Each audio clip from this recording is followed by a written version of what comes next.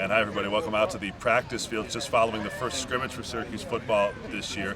A little bit of rain you might see in your picture. It was never any worse than this over the course of the scrimmage. And Coach, tell us how much work you got done today and were you pleased with it? Well, we got about over 150 plays in, and it was good work. I thought that for the most part, I thought the defense played extremely well. Probably got a lot better production on their side of the ball than the offense did. We had some touchdowns out there, had a lot of field goals, got a chance to work our field goal unit, so I thought it was a productive day.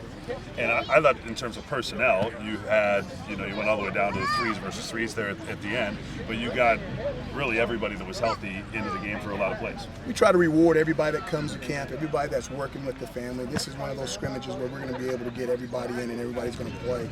As we get closer and closer to, obviously, to the opening, it won't be that way, but I think if you're going to come to camp and put in the time that we put in and put in the work that we put in, that everybody gets an opportunity at least to go out there one time. Sure. Only the top two quarterbacks, Eric Dungy and Tommy DeVito, were in black, no contact jerseys today. So that meant you had a couple of live quarterbacks, Rex Culpepper and Chance Amy in there. Were you pleased with what you saw in those situations where the D-line could get after him a little bit? Along with Clayton, all three of those guys, we have to see their pocket presence. Sure. And we have to take a chance.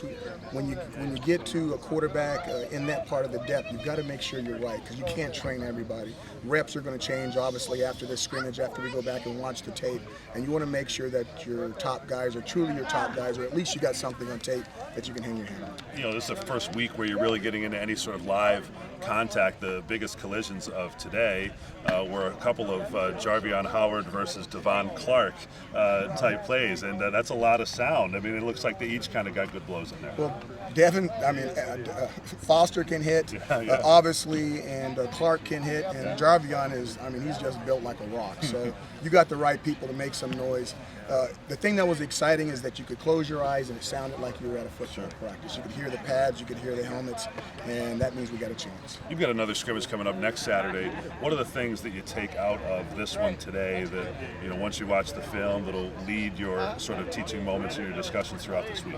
Well, first of all, it starts the depth chart. We got to find out what are the young guys in the underbelly that can really make a move to get into the top two, and then we train this week. Especially for the scrimmage. Next week is different. We're starting to get ready. We'll go ones versus twos versus the ones. We won't let these collisions that happen out here today happen next week. We got to start getting our team healthy, but we still got to solidify who the twos are, so we've got one more scrimmage after that. All right, so if you're going to pronounce today a modest win for the defense, does that swing the pendulum in terms of the way the offense approaches next Saturday? We need to get after them. The defense is definitely up 1-0, and it's fun because we won our defense.